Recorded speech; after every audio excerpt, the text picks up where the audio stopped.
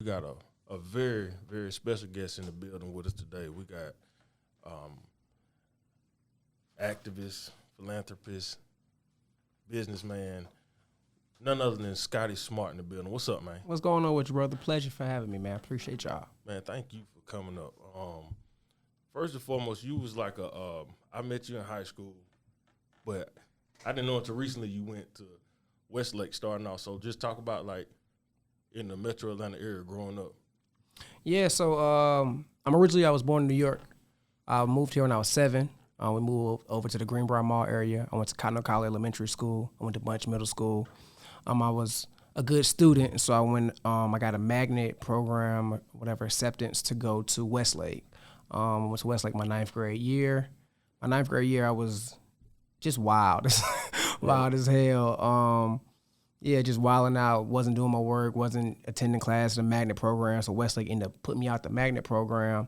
And then after that, 10th grade, I ended up moving to, my parents divorced, I ended up moving to Lithonia. It was 10th grade, I ended up going to MLK, and that's where I ended up graduating from. All right. But that also gives you ties back to how, I know we're going to end up getting to How I Know Trouble. My best friend from 10th grade is Smoke Dog, which some people know Stacy, Smoke Dog, whatnot, but I've always known him since 10th grade. So that's how long I've been in a circle with them since about 10th grade. Now we're gonna get into all that good stuff. Okay. The next time I picked up on you after high school was for those from the old Atlanta that's listening, it was a club called Miami. Yeah. And Club Miami was popping. Every Saturday night. And 6 in the morning. And was the Untouchables. Yeah. And he was, so talk to us about, because we're going to go somewhere with this. Okay. If you seen the guy back then, you're not seeing the guy right now. Yeah, so talk to us about that. So about 18, I tried the college thing for like a semester, but I grew up around the streets and whatnot. So after my freshman year of college, during my freshman year in college, I started getting into a lot of illegal shit for a while, and I dropped out of school after that first semester. After that, I come back home from Valdosta State. And I'm back in the city. I'm just linking with the bros or whatnot. So then one of my partners is doing promotions at Club Miami. And I'm there every Saturday night. I ended up doing some street team work for Atlantic Records, a lot of just party promoter shit, a lot of Atlanta shit. From the time I was about 18 so I was about 24. So I was just outside like every day. That was my job, to go to a club or be out from 18 to 24. I didn't have a real job. I didn't get my first corporate or paying job wasn't until I was like 25 years old. So from 18 to 24, I was outside at every party you could think of that Atlanta had. I mean, we have a nightlife where you don't really gotta take a day off if you don't want to. So I was just involved in that party promoter lifestyle that so many people are still, embedded in. I'm so proud to see a lot of people even grow into club owners at this point, people I started out with a long time ago. Now, I want people to understand that we're about to go from one extreme to another. Right? That is my life. This gentleman, he got his dreads now. He eventually cut it off, but he growing back. He got dreads. He in the parties every week, and we go from we turning up every week till we turning up in the streets. Yeah. So we go from Untouchables to Smart Foundation. Talk about that transition from that to activism. So where we at? About 25 years old, and really in a hole, you know what I'm saying? Really like trying to figure out life and whatnot at like 25. And I have a friend that's starting her own magazine, and she's asking me to be one of the writers for the magazine. So as I'm writing for the magazine, I'm starting to write about like cultural pieces, like where are modern day black leaders and stuff like asking questions, you know what I mean? And then around 2014, my life changed. 2014, leaving Follies one night, just after Trayvon Martin. So I was kind of intrigued by the Trayvon Martin situation, but I had my own situation happen with the police. In 2014, May of 2014, I'm leaving a strip club, trying to pull up to a chick crib. I'm at the call box. I think I might have stayed at the club a little too late. Shawty ain't answering.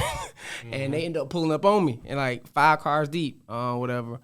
And so I'm just out there like, you know what I'm saying? I kind of know a little bit of criminal justice. You know, I went to school for that for a little second. So that's what I kind of have an understanding of. So I'm not combative or whatnot. But I end up having a situation where it's like 6 police officers surrounding my car, get me out the car, flashing lights, whatnot, thinking my hats and stuff, gang related, all this stuff. So I'm sitting out there for about an hour just going back and forth with them. I always encourage black men, especially, don't smoke weed in your cars because that's a automatic search for you if they smell a scent. So at that point in time, they were trying to say I was smoking, but I don't smoke in my car. So they couldn't really search my vehicle. They were just flashing lights when I get out the car. Out there for about an hour, they let it go. I end up driving off. So then you fast forward to August, Mike Brown dies. And at that point, I had been talking about what needs to be done or who needs to do it. You know what I mean? Just the casual conversations of our culture. And my pops, being the dude he was like, nah. So I challenged him, matter of fact. So take it back a little bit. So when I was a teenager, my pops had an all-boys summer camp called Dogo Kondo, which stood for Young Warriors. So around his 50th birthday, which is 2014, August of 2014 as well, I was asking him about bringing something like that back, or how do we get involved or whatnot, and doing stuff like that, because the youth need it. And at that point in time, he was like, I'm 50, you 26, 27, why don't you figure out your own space in that lane? And so I started thinking of, okay, how I do that. And that's where the SMART idea came up. It's called Smart Care at first, which stands for Some Men Are Really Trying. But I wanted to do like a youth development, a daycare type of thing. That was the first concept I had of SMART. And then it became a point of, I just wanted to build a brand that pushed intelligence into our culture. Because I knew that I was always book smart, but I spent 90% of my time in the hood, so I didn't really embrace my intelligence enough like that. Right. And so I wanted to be the one, like, I wrote an article, it was called What's Cool, as part of that magazine.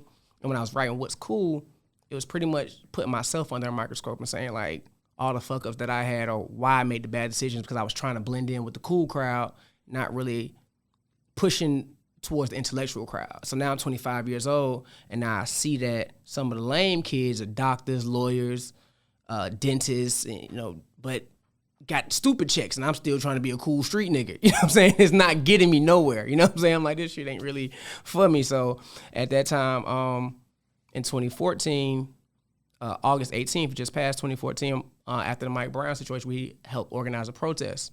And that was the first time I was like outside of CNN, and that moment, that energy just changed my life. And I was like, I knew that the people who were trying to promote this space didn't have like a following. People didn't know who they were. They were like the lame kids kind of, you know what I'm saying? Like people didn't really respect them or just wouldn't show up. So I started posting their flyers or whatnot.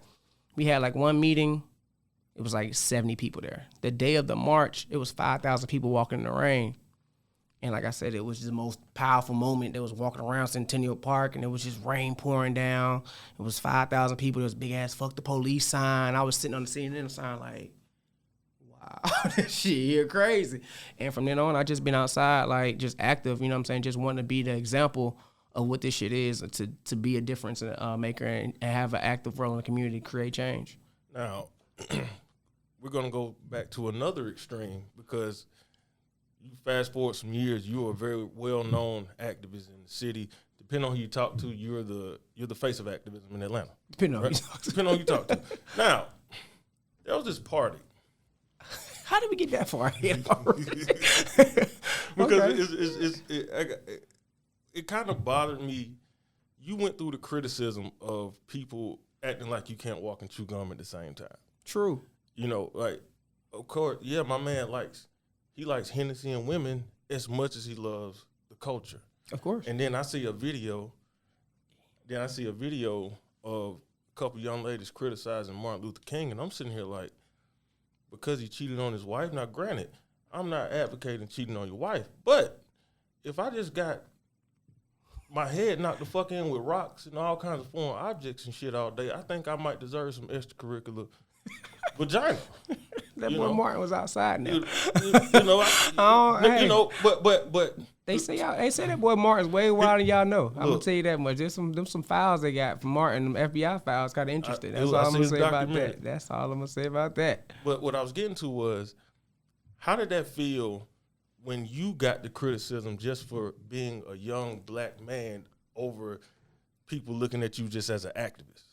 I mean, see, I understood what come with it though. Like my whole mission is to knock down the box. You know what I mean? My whole mission is to not be able to sit into a category or not be able to put me into a box and say, oh, I'm just this. So we talking about the cucumber party, and again, I'm one of the few people that will go to an NAACP meeting and then go chill in the Bluff. You know what I'm saying? That's the life I was already living. Now, to a lot of people, that makes them uncomfortable. So August 3rd, I do a back-to-school uniform drive. 200 uniforms, haircuts, book bags. We having a good time for the community. And just so happened that the very next day was the cucumber party. One of my best friends threw a cucumber party. You think I'm not going to go to the cucumber party? Like, I just going to the party. Like, it was a pool party. It was, actually, if ask anybody that was there, even BOOSIE even tweeted that day, that was the best party before the cucumbers even came out. Before we got to the viral moment. The viral moment was like the last 5 minutes of the party. But this was a pool party where, you know, everybody just be standing around the pool. No, everybody getting tossed in the pool. I mean, it's 100 people in the pool. You know that pool party broke up some happy homes. It be like that sometimes. You know what I'm saying? Sometimes your home ain't stable enough. If your home ain't stable enough to survive a pool party, then that motherfucker's gonna get kicked over anyway eventually. Yeah, motherfuckers was separating behind that damn pool. Your dad's birthday was that day, right? August 4th, yeah. Yep. I think my page almost got deleted because I posted like 10 scenes. And, yeah, it got wild for a minute, you know. You know, the cucumber contest got wild. I didn't know how wild it was gonna get. We were just over there and folks were trying to win the money, bro. You know what I mean? And She'll Win a Summer was a great summer 2019. She'll Win a Summer was one for the history books, man. That's all I'm gonna say. That was a great time. What a time to be alive. Okay, so how did you meet Trouble? How did you meet him? So I've known Trouble in passing for years. Like I said, with Stacy, aka Smoke Dog, being one of my best friends, he's been on the road and been a catalyst with Trouble in his career the entire time. But when they first started, I was still working regular jobs and all that stuff, so I would just come in passing. And then around 2017, I lose my job as a car salesman, and I'm at this point like, I'm unhappy with where I am. Like, I know I can make money selling cars, but I don't want to do that. I wanted to start my foundation or whatever. And so once I had the time to like be back just in the hood on a regular basis, around 2017, it became like an everyday thing. So we'd known each other in passing for a while, but around 2017 is really where I started being around him every day just about. Okay, so what people don't know about Trouble as a man, like what do how actually intelligent this man is. The man taught himself how to go crazy in the stock market. You know what I mean? And was giving out game to everybody. Trouble has his own foundation. He had so many dreams and aspirations of just a critical thinker. You know what I mean? I call him my thinking partner. You know what I mean? Like, we bounce ideas off of each other. I wasn't one of the friends that was going to go to the club every night. I kind of, like I said, started off in the party scene, so I kind of grew out of that by the time I'm 35 now, so I wasn't really trying to go to the club, go to all the shows like that. That just wasn't my thing. But when we were just, like, kicking it and just, like, plotting and strategizing, that brother was brilliant, man. Like, I think it was an incident where something happened and they broke in his truck and they stole his book bag. And I'm like, damn, bro, they just stole your book bag. He like, shit, ain't nothing but some books. It ain't shit in there. I was like, what? Like, he didn't even care. He was like, shit, I hope the motherfuckers could read, because people didn't know how much of a reader he was and how intelligent he was. I think he was getting to the space where he wanted to kind of get rid of the street image. You know what I'm saying? Like, it is what it is. We're going to stand on respect and morals, and if you're disrespectful, shit got to happen. But that wasn't the energy every day. We was having a great time, life of the party energy, just enjoying life and being up. And so I think that one of the things people don't know is how much he was into other people and just fed into other people, always in my ear, always in other people's ear, breathing life into them. He actually is one of the people that helped me develop into embrace the spotlight that I was getting from activism. Because before that, I was just like, nah, I don't do all that camera shit, bro. Like, nah, that ain't me.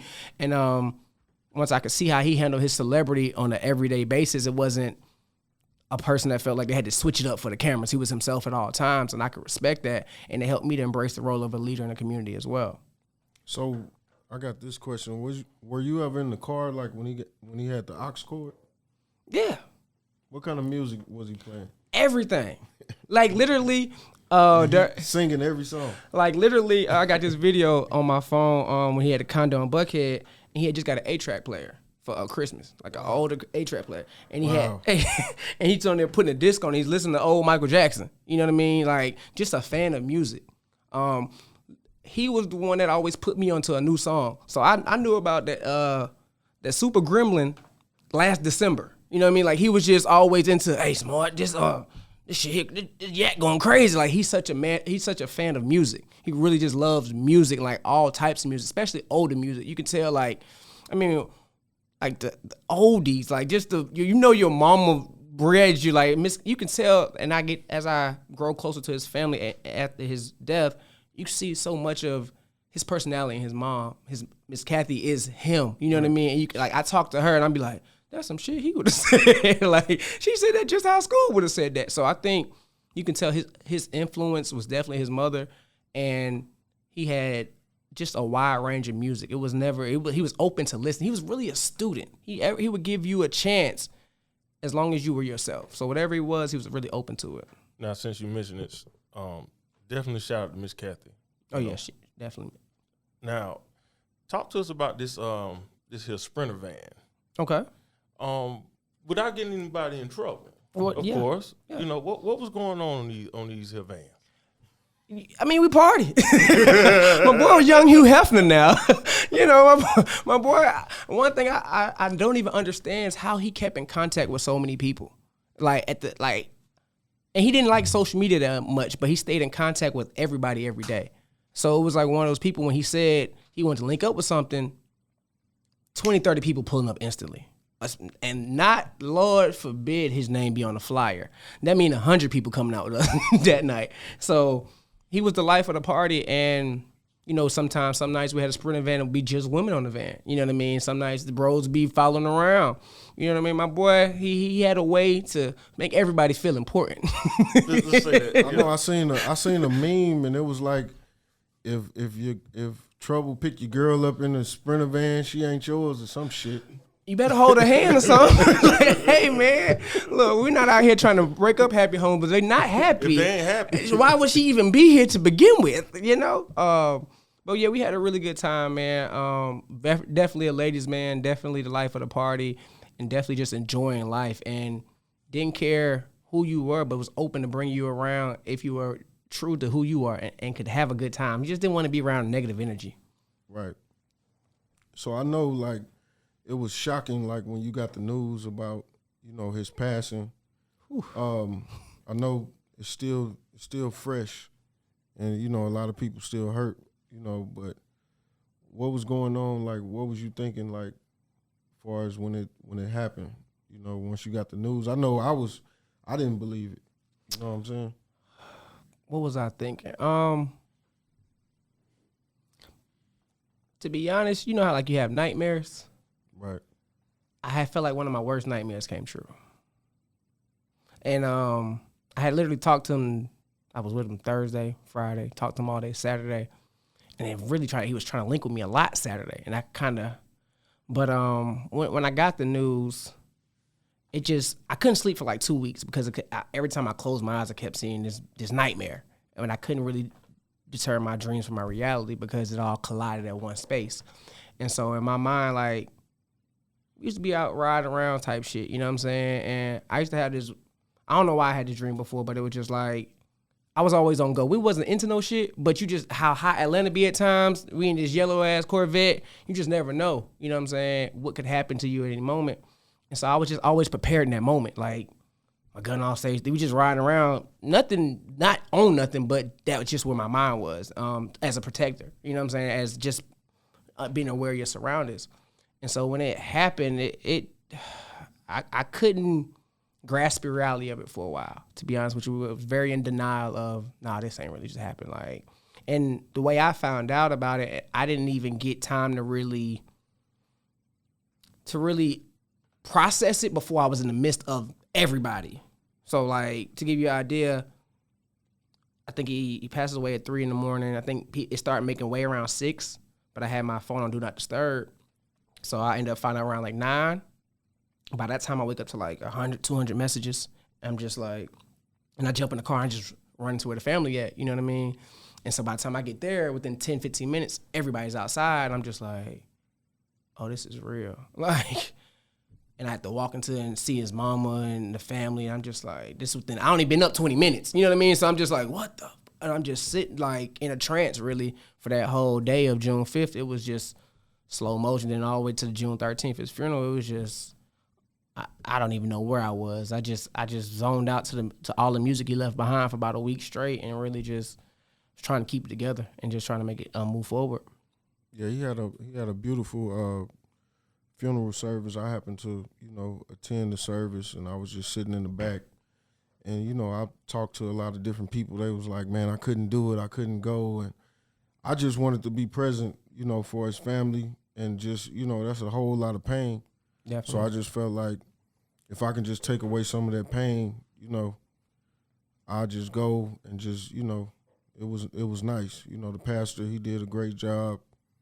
I seen a lot of, celebrities walking around and a lot of his friends. And I think we went to the park after. It was like, I forgot what park it was. Cook Park. Mm-hmm. Yeah, we went to the park. I hollered at BOOSIE for a minute. And like I said, man, we just got to keep the legacy. So, like, what's the plans, like, for us keeping his legacy alive?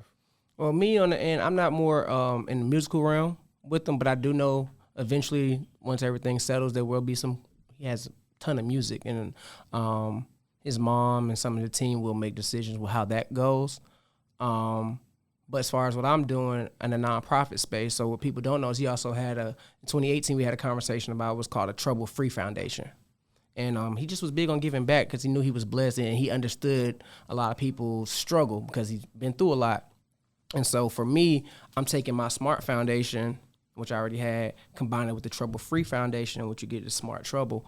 And that's that's combined in my nickname, which he gave me, his nickname, but also in the idea of John Lewis 2.0. So it's like thinking ahead, like, y'all, let's get in good trouble. That's what a lot of people like to say, but I'm more like a strategy and structure kind of guy. Like, let's not just be doing shit to be doing shit. Let's think about it. Let's understand what the fuck we doing before we do it.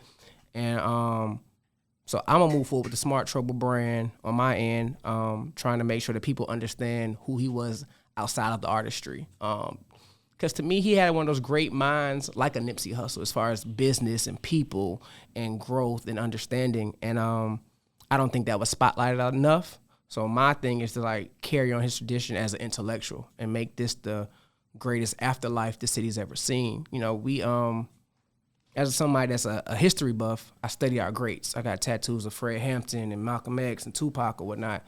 And I always said that, like, whenever you die, the legacy, if you're a legend, your legacy should live on 50 years, 100 years after you die.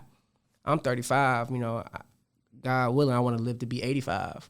And that'll be 50 years of carrying on Smart Trouble, with me. So the legacy is to let people know who he was outside of an artist, even though I think he's a superstar artist. I think his demeanor intimidated the industry some, and they didn't get to see his brilliance as I did on a day-to-day basis. And so I think the legacy is the family just sticking together, you know what I mean, and really just coming together as a community, and fulfilling some of the things he breathed into some of us. Like one of the things he always said, "You're gonna be the next mayor. You're gonna be the next mayor." He used to always breathe that into me, and so and he used to always support and post whatever I did. So it's just for me to step into this spotlight or step into this moment and come out of the shadows a little bit. I've been always just like, I'm not doing all that, but it's to embrace, what's going on and to be able to take on a leadership role for our community, and then also use this as a way to spread awareness to our community about different situations, gun violence, but also I'm an advocate for voting and things like that. So I just want to be, my moniker is, if you educate the hood, you can change the world. And I live by that. Okay, so I got a couple more questions. Like, did Trouble know how to cook? What kind of hood meals did he make? Any? Oh, nah, nigga loves some noodles now. Nigga make some gourmet noodles like a motherfucker. He has all kind of gourmet noodles up through the spot just on some real hungry shit. But one of the most things we did was really went out to eat like on a regular basis. Catch us at Cheetah in the middle of the day, just eating lunch, chilling. I call him at Cheetahs a lot. Cheetahs and Benny's, we be in that motherfucker just kicking it. I peep what he was doing though. He'll go to Cheetahs and get a table where he'll be by himself. He get on that phone. I look over in the corner. He got So many snacks. Somebody gonna pull up on my So boy. many snacks was pulling up. I'm like, damn, he was just by himself. And then now it's like 6 more snacks. You know, he got Hennessy everywhere. Having a good time. Everybody just enjoying themselves. You know, no confrontation. And it was so funny. One of my favorite stories is like when Cheetah started to get a little bit more urban. Right. He hit me one night, like, smart. I got like 15 snacks about to meet me at Cheetah. I'm like, 15? I'm like, yeah, right. I get the Cheetahs, me and him, and it's 15 girls at the table. And they throw money, they getting lit. I'm like, and Cheetah, like, they on the floor twerking, but he was a regular there. So he'll go early. Yeah, and they respect him. Like, actually, we did my birthday dinner there in April. We just went there for my birthday dinner. Because I always I go late, and I'll be like, damn, I can't get a table. And I look over, and this nigga got a table already. Like, he like, that was like our pregame meal, you know, before you get out. You know what I mean? That was our pregame meal. What's one of the funny stories? Like, because I know he was a comedian. Yeah, man, so many funny stories. One of the funniest stories is one that, like, me and him was so private, we kept things to ourselves, right? So one of the times I crashed the Camaro, he didn't tell nobody. I felt so bad because we really didn't go nowhere. We went from like one studio on North Side to another studio right by Atlantic Station, and he just didn't want to drive. And I was like, fuck it. And you know how like you drive somebody else's car, but you don't want to adjust the seat? Which one was that, the white one? The white Camaro, yes. Yeah. So you know, he's 6'1", I'm 5'6", you know what I'm saying? So I didn't want to adjust the seat, so I'm kind of like sitting way back, and I can't really see over the steering wheel. And I pull into the parking lot. I guess I ain't see the curb, and I hit the curb, and I tried to back up, and the curb like grabbed the bottom of the car, and so it pulled out like the pipe or whatever that was for the radiator, and the shit, all the coolant just came out the bottom of that motherfucker. Man. And we sat there for like 20 minutes. He had a session with Yellow BOOSIE that night. He jumped on the flight the next morning, just took off, and he ain't say shit to nobody about it. I was like, damn, bro. Like, he ain't, like, we were just private. He ain't really care to have everybody in his business. That's why I respected a lot about him. But it was so many, I remember, actually, the night my brother's best friend got killed in 2018, he spent the whole day with me and my brother, and we just got super drunk, like, really drunk. And I think he ended up getting a DUI that night. And we was all on the highway, like, 20 deep, just drunk as fuck, like. And I was trying to goddamn talk to the police officer, but I'm drunk as hell. And he ended up giving me his jury. I ended up, like, grabbing, like, he had 3 charms. So I guess my drunk ass, one of the ropes slipped through my finger. So another time where he ain't tell nobody, but I done lost the necklace, but I done gave him the 3 charms to my little bro when he got out. So just moments like that where we was just living, enjoying life, and some crazy shit happened, just being there. But he's one of the few people that like knew what I was going through. I'm a very private person as well about my personal life or whatnot. And he was just there. He was just somebody that really cared. You know what I mean? So was you ever in any of the studio sessions? A lot of them, not all of them, but a lot of them. Yeah. So what was his process for as when he do his music, his songs? Is he writing the songs? No, punching. More so punching. More so punch. Like one of my, I gotta ask Dula, his engineer. One time, y'all, he wrote this song for Sam Smith, I believe. That's the white guy with the. Right. He wrote a song for Sam Smith, and it was on some like I Believe I Can Fly level type song. And I was just in that bitch like, oh my God. But like, so yeah, he would just go through he was such a lover of music. He would just sit there in the moment. I don't like that one. Pick the beats off her. Oh yeah, pull that one up, and then just go do it. And then like I said, by the end, if I wasn't at the studio, if you were in his inner circle and he really fucked with you, after he leaves the studio, he gonna sing you the song that night. You know what I'm saying? Like and I'm talking about since Thug Love came out, he's recorded probably over 200 songs. Like he was just it wasn't even for being out because he didn't like the industry stuff, you know, the side of the industry of just being in the fame and the spotlight or whatnot. But he just loved to create music, and it was just like you said, the punch in. I never seen him write nothing. The only time I actually seen him write, he came home in 2019 with like a stack full of papers like this. He had already wrote "By Your Trap House." He released that as a single in 2019. That was like the first time he literally came home. That was the first song he recorded, and it came out like 2 weeks later. That was the only time I ever seen him with a stack of paper or anything written down. But that was because he was locked up. What's the situation with Drake? I know he had, I think, was it a violation or something? He had got locked up and then the song leaked. I'm not sure. I don't know the details on that one with that situation. I haven't. Yeah. I wasn't around for that one. I just know he couldn't really go to Canada because of felonies or whatnot. As far as the video? Yeah, I just knew that portion. But I know it was a mutual respect between him and everybody in the industry. It's interesting to see just how many artists he worked with for not to be considered superstar level. You know what I mean? But like everybody in the city, from Tip, Future, Thug, LUCCI, everybody around here, he got songs with dating back to 2015, 16, 17. So he was always involved with that. But I can't speak on the Drake situation. I actually wanted to get in perfect segue. If you look around, we got a couple of LUCCI in this bitch. Yeah. Talk about his relationship with LUCCI, BOOSIE, and the guys that people really know that he fuck with. Man, he love LUCCI like a brother, man. Like they're family. You know what I'm saying? They're really family. It's funny, one of our conversations, I was listening to Give No Fucks one day, and it's on LUCCI's mixtape from a couple years ago. It's him, LUCCI, and BOOSIE. And I was like, bro, y'all got to do like a three-headed monster type of mixtape or something like that. He was like, I showed you the text. He was like, hey, yeah, as soon as LUCCI get home, we on that one. You know, we just used to bounce ideas off each other. But him and LUCCI and him and BOOSIE had like a really, really good chemistry. Just real niggas, you know what I'm saying? Nobody that was this industry shit. They just really like to kick it. They kick it with each other, make music together. They really had a good bond. And I think especially the BOOSIE situation, he was always a BOOSIE fan. And I wasn't, so I just never was like, but I think that was one of the greatest things I ever got to see is you go from a fan to like that being your boy. You know what I'm saying? Like they was really partners and like they was working on albums together. I'm pretty sure him and BOOSIE might have enough for them to put an album out together. They was really working on a lot of stuff. And so, but back to your question, him and LUCCI was really, really locked in. He called him his baby brother. That's what he called him every time. That's all he gonna do. My baby brother that. Like, he really fucked with bro real tough. So I hate to I know him being locked up. I know that whole situation is killing him. Right. Now, what is your personal favorite? Give me three. Your personal favorite SKOOB songs. You gotta do more than three. You gotta do at least five. Give me five. My bad. Give me five.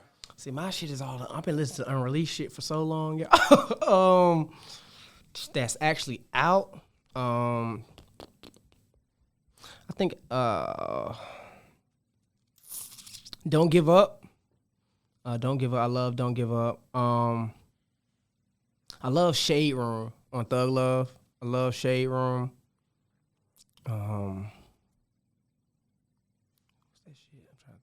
On Thug Love, what else?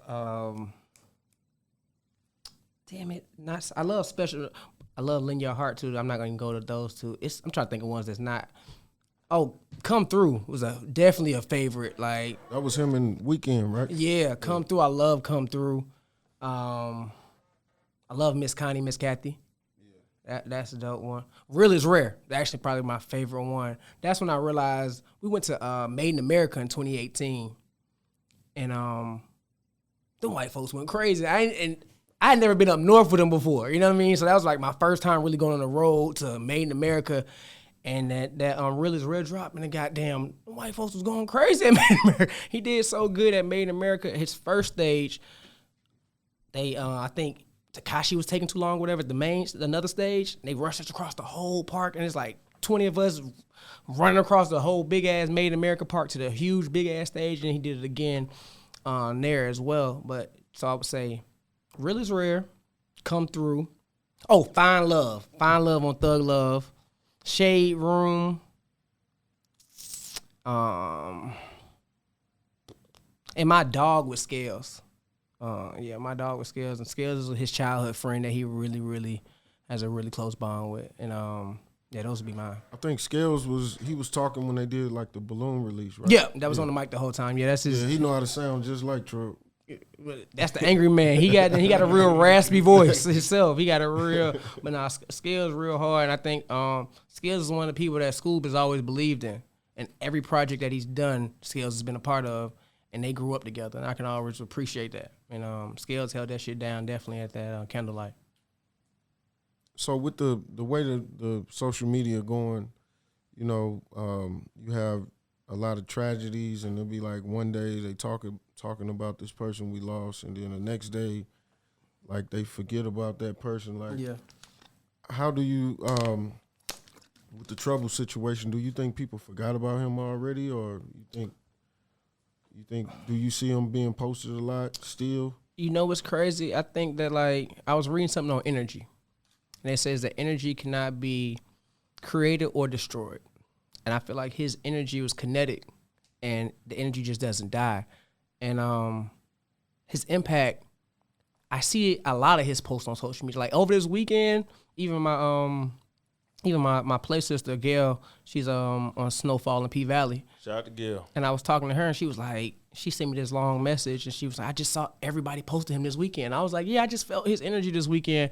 I had posted him a few times, and after that, you know, our MNB family gonna post it all day, every day. We got content for every day of the year if we wanted to. You know what I mean? But for me, I understand how social media works. It's a microwave generation. It's always what's next, what's current. But we also have to understand that, like, everybody ain't gonna give a fuck how we care.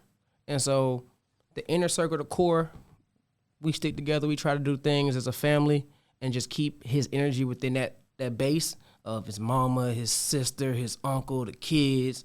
You know, that's what I care about right now. Like, everybody else, you know, I'm not really worried about it, but I know that core unit is really trying their best to hold it together. Speaking of, you have, and this is going back to you, you got some very successful friends. I do. I love my circle, man. We can change the world, for real. Gail being one of them. Yeah. Went to college with Gail. Shout out to Gail. By the way, her and Brandy Evans can come up here anytime. Anytime. But on the I was being serious, but on a more serious note, talk about how that really affects you being around so many people that are successful. I think you feed off of it, right? I feel like you get two choices. Either you'll be jealous of your friends or you're going to be inspired by them. And so I have the ability to, like, my friends are all in unique lanes, and they're not competing with each other. I'm one of the people that feels like comparison is a thief of joy. So if I'm sitting here saying, oh, ATL Top 20, y'all got a podcast, but I'm comparing what I'm doing to y'all, then I'm kind of slick trying to compete with y'all to take that number one spot, right? But if we all have individual lanes and understand how great we can be as individuals, when we share that space, it's magic. So, like, with Gail or with Desi or Parlay, these are my friends that's been my friends for a while. Wait a minute, Desi Banks? Yeah. That's your partner? Yeah. Oh, man. So, Desi's one of my partners. Him and Parlay, actually, I have them in a group chat together, but they don't, that's not the Parlay we be talking about. But I've been around enough of Atlanta to have a respect of certain people, you know what I mean, and growing up in the environments that I grew up. And it's all in the midst of trying to just embrace and show each other love, man. So for me, it's like, I love the success of my friends because it makes me want to do more. It makes me want to be better. It's like, and then they breathe into me. Like, they breathe life into me, and they really love what I do in my lane and understand how valuable my lane is as well. So their greatness helps me to embrace my own space as well. Now, we got a couple more questions. We're gonna wrap you up, man. Cool. We got 4 months left in 2022. Just tell the people what you working on and what you got rolling. For me, I got some big things. So next month we're gonna really go crazy. September we're gonna really put our imprint back on things. So September 10th, I'm gonna do a spades party at Owl Bar. Shout out to Sean. $20 entry. $250 to the winning team, do a spades tournament, game day from 5 to 10 at Owl Bar in Edgewood. Shout out to Sarah. Sarah used to be, school management, whatnot. So yeah, I think we gave her an award. Oh, Sarah's dope. Like, Sarah is such a hard worker and a visionary. Like, me and SKOOB watched them build Owl Bar. Like, literally watch it happen. So that's like a home base for me. September 17th, I just signed my production deal. I'm bringing back my podcast / live show called Combos Create Change. It's an interactive show with a live audience. So I want people to be a part of the conversation. You come to Combos Create Change, we have about 4 people that are hosts, but the crowd is the main important part because you're a part of the conversation. So you're not just sitting in the crowd watching. You can come up to the conversation chair and engage in the conversation, ask questions to the panel. That'll be September 17th. I'll be bringing that back. And then September 24th, we'll be doing a night under the stars. We're doing an outside skate party. Where we're gonna have they already bought the floor. We have an outside skating ring under the park at Exchange Park right now on September 24th. As far as moving forward after September, I'm gonna be really big in the voting space with work. I work as an activist and an organizer of educating our people on the political process. So I'm in the middle of writing books about our misplaced anger, how we don't understand the political realm of how the process works. We have a lot of misplaced anger, and so I'll be working on that going up into November. We got some really big things with the election going on. This is a really big statewide election. And so I'm going to really be putting out a lot of PSAs and a lot of content on my social media, just trying to get us educated about the process. Because I'm tired of us being a part of the process, but not knowing what the fuck going on for real. And so, I'm tired of people just telling us, oh, go vote, vote, vote, vote, vote. Niggas don't know what they be voting for. People don't know the people's positions or their job titles or who to hold accountable when we upset about what. And so I think that I'm in a space for work that I know enough to really just, like I said, put out the context of the content to help educate our people, man. So my whole mission is just to get us to think a little bit more outside the realm and stop accepting a lot of bullshit that we got going on in society and being a voice to challenge and question the norms that the bullshit we see, but we have slowly accepted. So I'm going to really just be ramping up some of my content coming up real soon.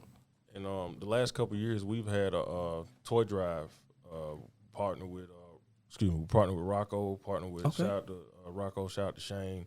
We've done that last 2 years, and I know that that's something that we can talk off camera. If you'd be interested in, coming. Anything for the community, man. I'm the type of person, man. I don't need my name on no flyer. You tell me to come support some community shit, bro, I'm there. You know what I'm saying? Like, I'm not here to look, I gotta be seen and stuff like that. No, it's really because I genuinely care about support and I understand the value in numbers.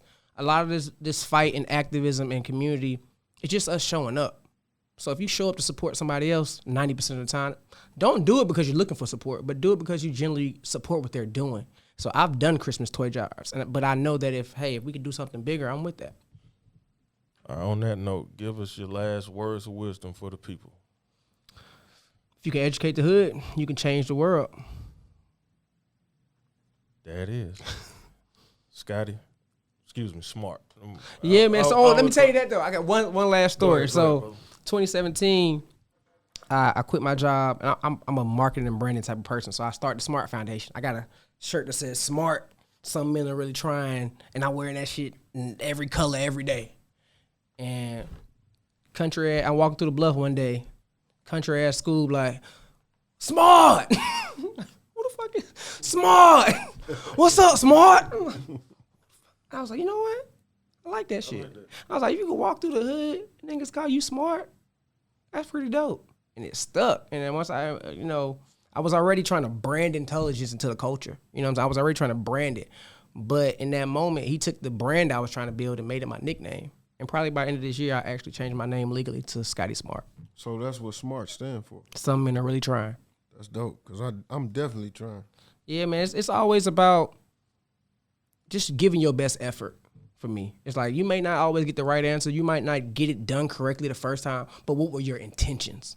Were your intentions to try to get something done? And I can work with you if you're doing that. Like if your intentions are to help our community, I'll always give you the opportunity to come fuck with us. There it is. We got Smart. Scotty Smart. Scotty Smart. Finna be legally Scotty Smart. Yes, sir. We appreciate you for coming through, man. We know you got a lot of shit going on, and just come around here, just breaking bread with us, fucking with us. We appreciate you. So we got Scotty Smart, DJ Bishop, No Beard Chris, and as always, long live fucking SKOOB, man. Living like SKOOB for the next 50 years, man. For all the general, shout out to the executive producer, Wolf Saucer. For everybody, we out of here, y'all.